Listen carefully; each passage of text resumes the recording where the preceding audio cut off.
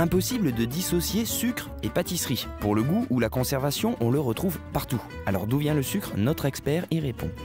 Le sucre, il vient principalement de deux plantes, la canne à sucre et la betterave à sucre. On le fabrique assez simplement. On prend de la canne ou de la betterave, on presse la canne, on coupe la betterave et on la plonge dans de l'eau chaude. Et ces jus sucrés, on finit par les cristalliser après filtration, quelques étapes de purification. Et on finit par obtenir un cristal.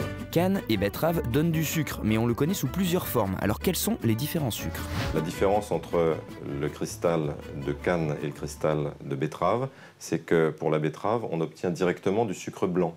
Et pour la canne, comme elle a des petits composés qui se colorent à la cuisson, on obtient plus difficilement du sucre blanc, on obtient du sucre roux. Ce sucre roux pour la canne à sucre s'appelle la cassonade.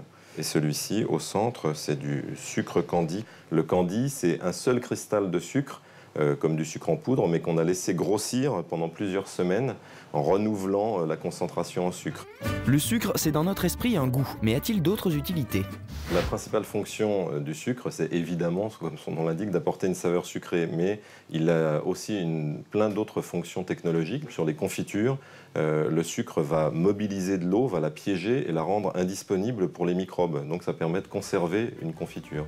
Il est difficile de faire un bonbon et d'avoir la structure d'une confiserie sans sucre. Merci Philippe.